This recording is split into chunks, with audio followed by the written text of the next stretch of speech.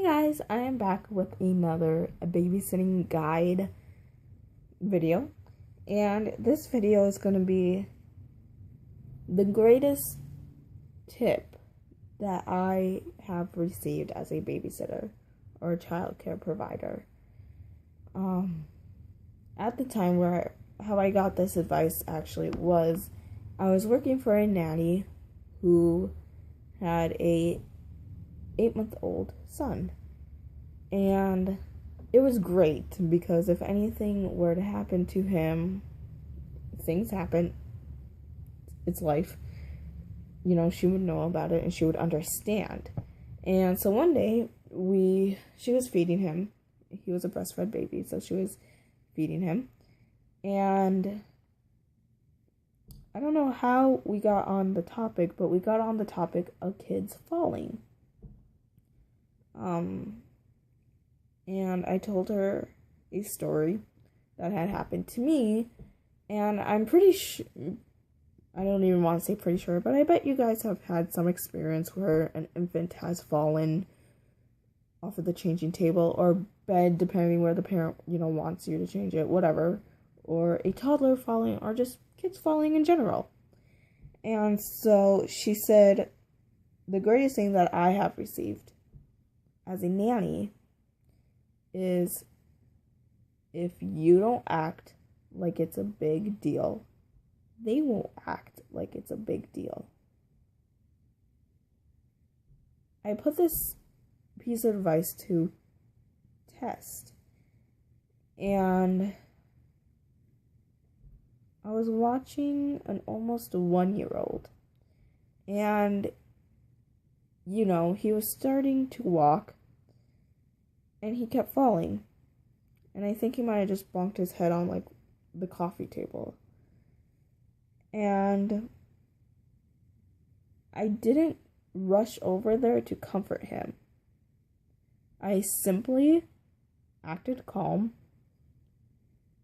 and I said to myself, this happens.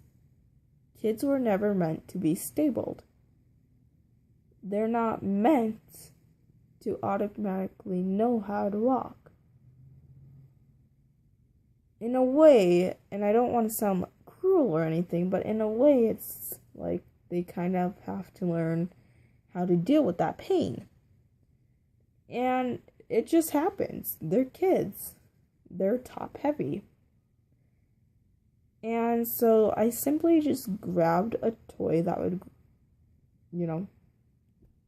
grab his attention, and he was completely fine. He stopped crying and he shook the rattle. And I was like, wow, that was really easy. And I know, as especially girls, women, ladies, our first instinct is to comfort them.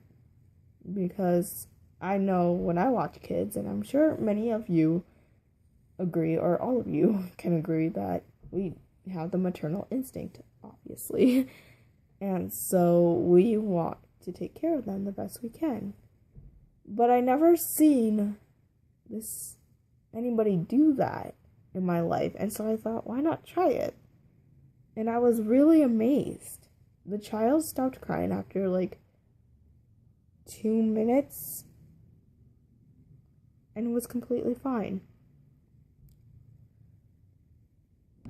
Something else that goes hand in hand with that is I was talking to my coworker who I worked with at the daycare, and she was telling me how when she was younger, how her grandma got her to stop crying was, she'd fall when they were taking a little walk outside, and her grandma would be like, look, so-and-so, you just broke the sidewalk.